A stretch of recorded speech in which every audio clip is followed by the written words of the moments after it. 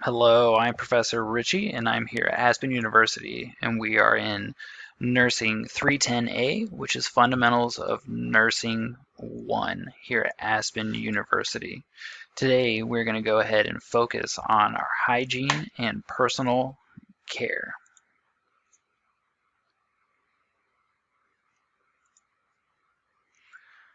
Module 1, which again is hygiene and personal care.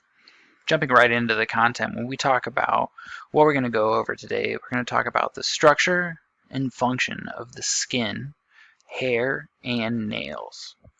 The integumentary system is made up of skin, nails, and hair. This also includes our sebaceous oil glands and our sweat glands, which we'll talk about as far as what you will assess and have the opportunity to make suggestions based off of your assessment with the patients that we're going to take care of in the acute and long-term care settings as an RN. When we look specifically at the nose, mouth, and oral cavity, we're going to focus and hone in on a couple key areas. One being the mucous membranes. So obviously, the mucous membranes produce mucus, which we can both audibly and visibly see.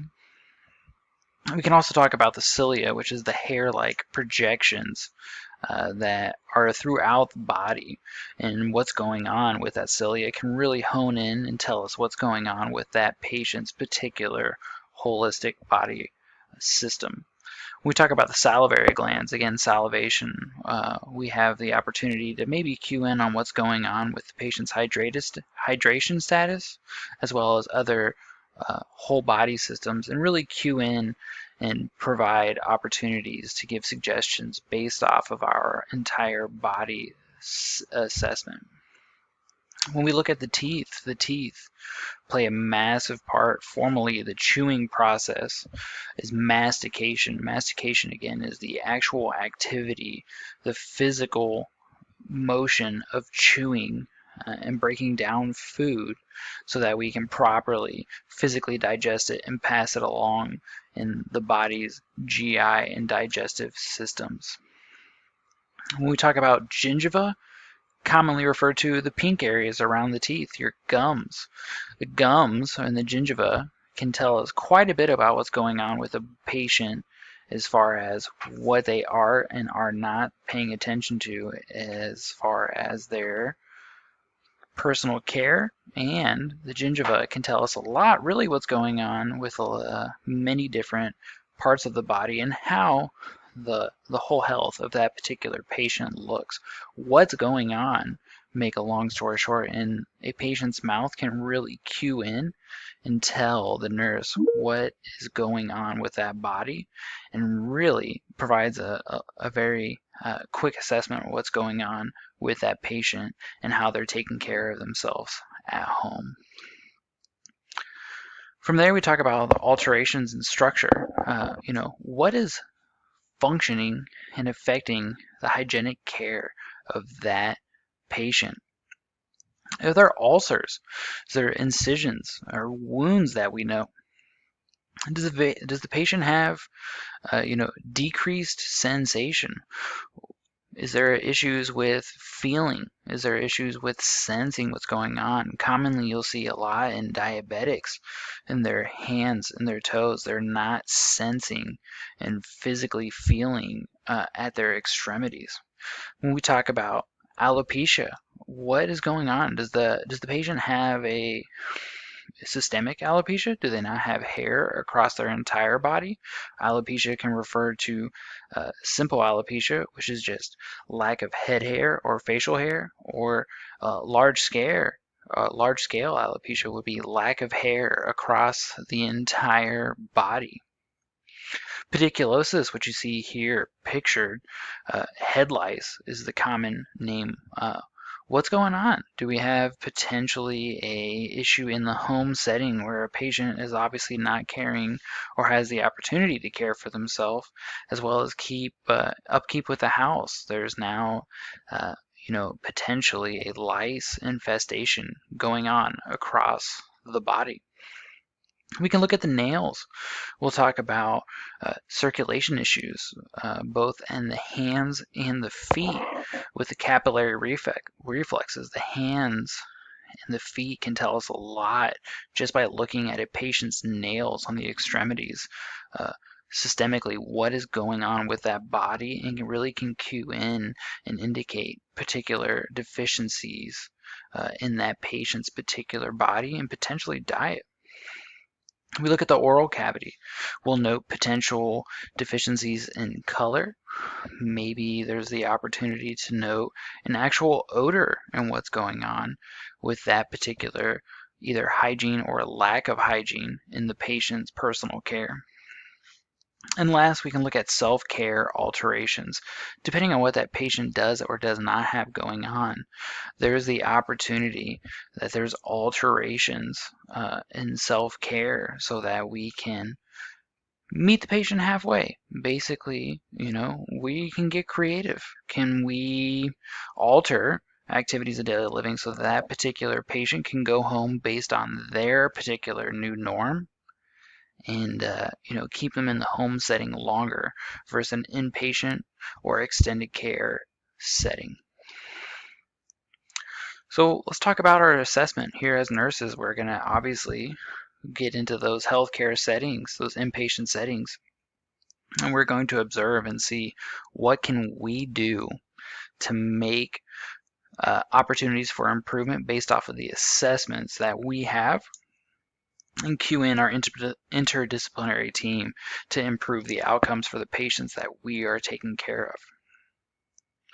So before care, we're going to ask the patient, what's going on with your skin? What do you know? Patients obviously know their bodies much better than us, and they will cue us in and really let us know potentially high pinpoint areas, whether that's a change in skin integrity, or there's obviously notes in discoloration of the skin, areas where they have breakdown, areas where they're noticing that their skin is changing and really cueing us into the largest organ system on the body, which obviously paints a holistic picture of what's going on in that patient's body.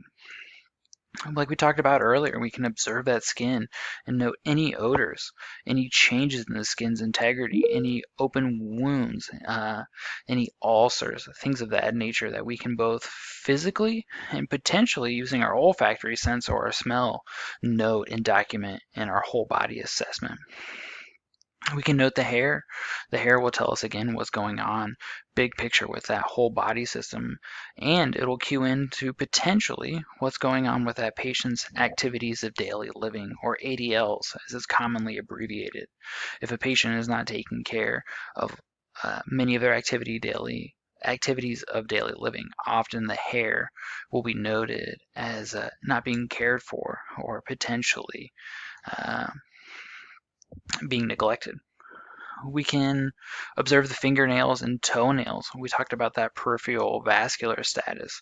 We can note the capillary reflexes, which is when we, as an assessment, press down on the finger and toenails, and we can note how quickly that area is refilled with blood using our sight and our assessment skills as nurses. It is not always the best way, but it is a way to document potentially something and really cue in on what's going on with the vascular system in that patient's particular body. And lastly, the oral hygiene. The oral cavity in general is considered a specialty as registered nurses. While we're not expecting you to be dentists and orthodontists, nonetheless, you have the opportunity to cue in based off of what you can see and document in your assessment and share subjective information what's going on with that particular patient's body. And if you have the opportunity, especially in cases, more extreme cases, you may actually document and note an olfactory odor, and that can really cue in on to particular areas that the patient may need improvement on, and really cue in what's going on with those activities of daily living and how the patient is either able or unable to execute their personal care. Moving on and talking more about our assessment, we can talk about self-care abilities. What can the patient do for themselves or not do for themselves in the home setting? We can ask what's going on in your home setting. We can ask and obtain that subjective information. What is the patient telling us? And we can take that subjective information and filter it down and document it accordingly as part of our subjective assessment. Now we have the objective assessment where we can go ahead and document as we see the patient with our own eyes moving about, and again using those activities of daily living or those ADLs. Is the patient able to care for themselves using are commonly referred to as ADLs? And what potentially, that third bullet point, where can we maybe make references and referrals? Talk to that interdisciplinary team and say, patient X needs, or based on our assessment, they have the opportunity to be assessed for, whether it's skilled home services, which is the need of a nurse in the home setting, or unskilled services like a nurse's aide or a home health aide, which is commonly referred to, in order to bridge that gap and help with some of those activities of daily living. When we look at hygiene and infection, we observe for the skin for signs of infection. That can be part of poor hygiene. Poor hygiene could be a sign or an indicator because of signs of infection. And we can provide the patient education as needed based off of what we and the rest of the interdisciplinary team assess.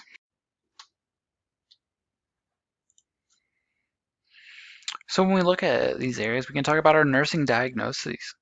So potential examples, secondary to maybe a self-care deficit like bathing, we have the opportunity to say respirations at 28 and labored.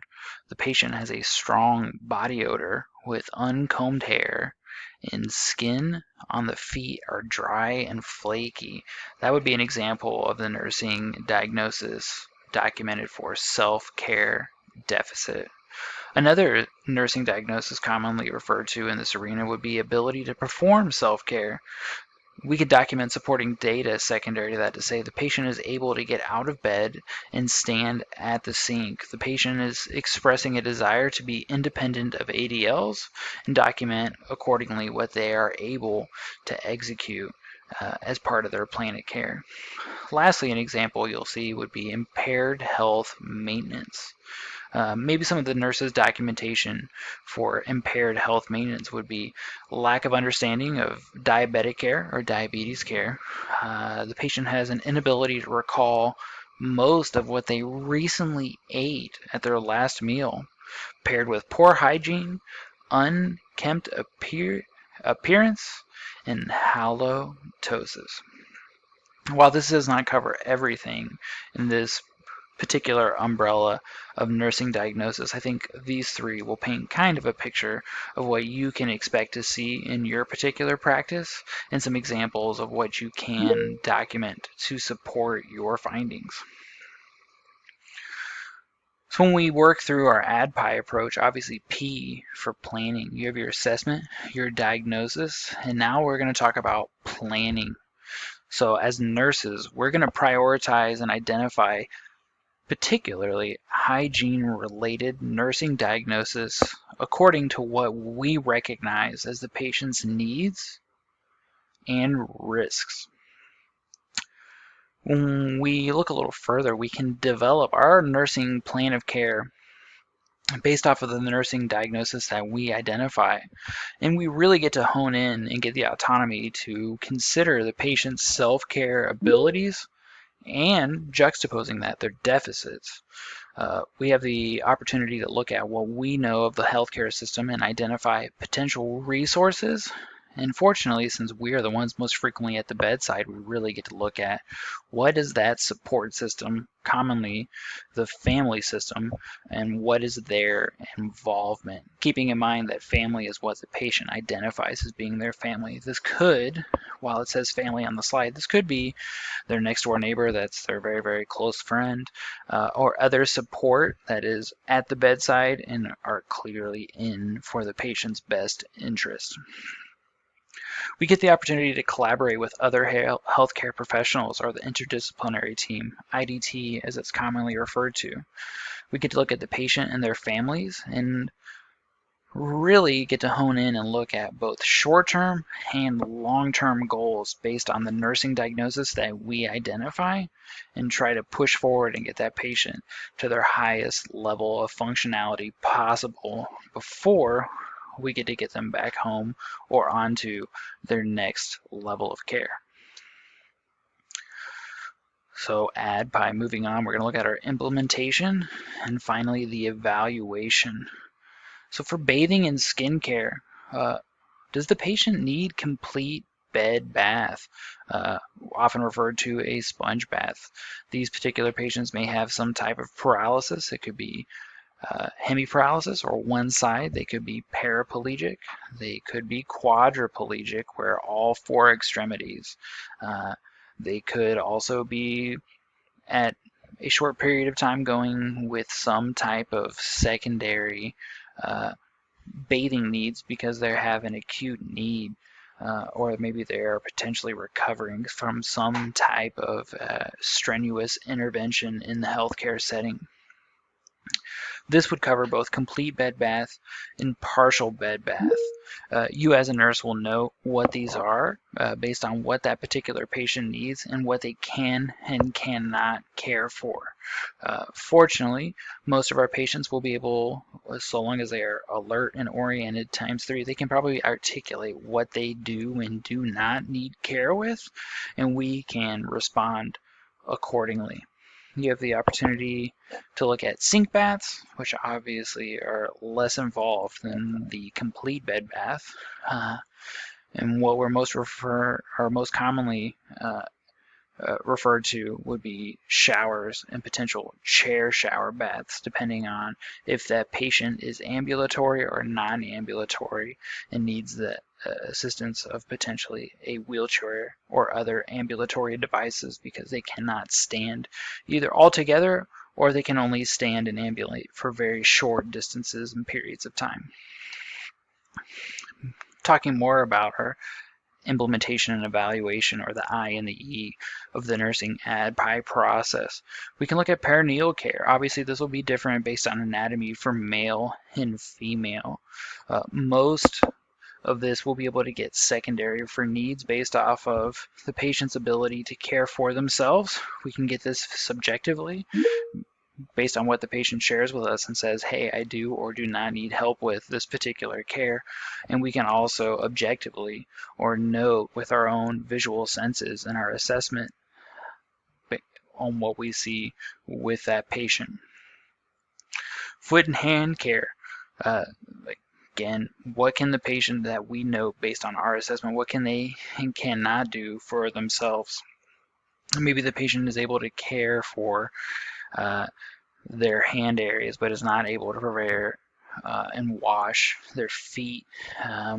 For often diabetics, we have to refer to specialists before doing anything with the hands and feet based on particular secondary issues and potential ulcer areas with those disease processes. You see the three different type of massage noted on your slide. You have effleurage, which is a form of massage using a circular stroking motion or movement made physically with the palms of your hands. You have petrissage, which is a massage technique that involves the kneading motion using the hands across particular areas of the body. And finally, you have the tepament, which is a rapid and repeated striking motion of the body as a technique utilized for massage. These are not often massive areas that we hone in on as nurses, but based on availability of time and what is going on with that patient, therapeutic massage can be a great way to really alleviate acute stress, and we can obtain subjective information while providing the patient some comfort and relief in the inpatient setting.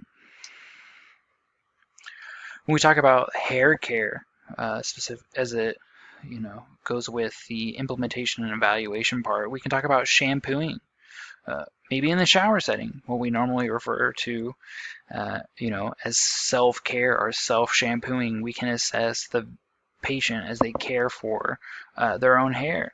We have the shampoo basin, which you commonly see as those little kind of plastic tray areas. If a patient needs partial assistance, we have the opportunity to help them with a shampoo basin, and we get to obtain both subjective and objective information and do other parts of our nursing assessment while providing partial assistance during hair care. There are other things like we see as the non-rinse shampoo cap you see pictured here on the slide. And lastly, we have pediculicidal or hair lice, different shampoos that really hone in and can acutely treat any pediculosis or hair lice that we see that a patient particularly has. Oral care. Moving on to oral care and talking about our implementation and evaluation, we have the opportunity to look at, can a patient first brush and clean their own teeth and tongue? Do they have needs or assistance with flossing? Can they rinse? Can they properly swallow? Do they need assistance with things like cleaning their dentures? These are all things that as nurses we get cued and honed in on, and we can document accordingly and pass our assessment on to the IDT team based on what us and our unlicensed assistive staff, UAP staff, see while providing activity of daily living care. Patients often need special needs. Maybe the patient is unable to take anything by mouth. NPO is the common abbreviation, nothing by mouth. Maybe they need assistance because they're receiving oxygen. Maybe they are unconscious or intubated. These patients, even though they are intubated and unconscious, they require oral care, specialized oral care, so that we can still care for those systems of the body, even though the patient is unable to provide self-care for themselves, considering what's going on with their particular disease process and mental status. Patients that have undergone chemotherapy also require special assistance with activities of daily living. Eye care. Visual aids. Does the patient need assistance with glasses? You'd be surprised that patients may come into the hospital in acute care setting not having assistive devices like glasses or contact lenses, and they don't speak up and tell us until we ask. We may think they have some type of visual impairment that's gone undiagnosed until we ask, hey, Mr. So-and-so, or hi, Mrs. So-and-so, do you have glasses? I know that you're squinting when reading your plan of care, or potentially they're ordering, from their inpatient menu, etc. We have the opportunity to look at these and make sure that the patient either A, has those assistive devices, or you could be the nurse that changes that patient's life and cues in and notes that they may need a secondary specialist to go ahead and check out their eyes, because we know as part of our objective assessment that they're struggling with reading or sight. We have prosthetic eye care. Most patients in this arena, this comes with a large asterisk. Prostheses are a specialty. If we don't know, we can often refer to a specialist, but most patients are able to care from their own prosthesis, as you see here, by themselves, and they are often equipped with instructions to care for that particular prosthetic device. Talking about that nose care, secretions. What do we know here? What can we document here and cue in potentially? Does the patient particularly have signs of infection? Do they have issues with breathing? Do they have issues with an occluded airway? All of these things are areas that we can document our assessment and implement and evaluate accordingly. Wrapping up and closing out this particular area for implementation and evaluation, we look at the ears. So there's cerumen, or earwax, as it's commonly referred to. Does the patient have a large area that's potentially occluding the earway due to hypersecretion of cerumen or a hyper generation of earwax? This obviously can impact potentially the patient's ability to hear. Do we note or document the need or note that a patient has hearing aids because they've already been diagnosed with some type of hearing loss and need for assistive device? Shaving a patient. You should always check with your patient and openly communicate. You should not perform any alterations to a patient's facial hair or shaving a patient without their consent. You should not shave any part of a patient without consent as far as that goes. Another activity of daily living that we kind of take for granted would be bed making. Bed making. Does the patient need assistance with this? First of all, if they're absolutely ambulatory and they are alert and oriented, maybe not. If the patient is partially bedbound or completely bedbound, this could be a massive area that we often take for granted due to multiple layers and an accumulation or rolling up of fitted and non-fitted sheets. You have the opportunity to prevent any skin breakdown, and you have the opportunity to both change and alter the bed in both occupied and unoccupied status, which you will receive training on in your lab settings. And our last slide, wrapping up this lesson plan for today. When we look at the final process of the ADPI, E for evaluation, we're going to observe the patient during care and assess their attainment of self-care goals. Are the patient's goals obtainable and achievable? If not, we can evaluate and provide our recommendations accordingly. When those goals are reached, we can establish new goals that may meet. We talked about earlier, you have the short-term goals and long-term goals. We can move the meter, if you will, and say, you met some of these short-term goals. Here's our new goal now, so that we can better meet your long-term goal and improve your ability to care for yourself as the patient.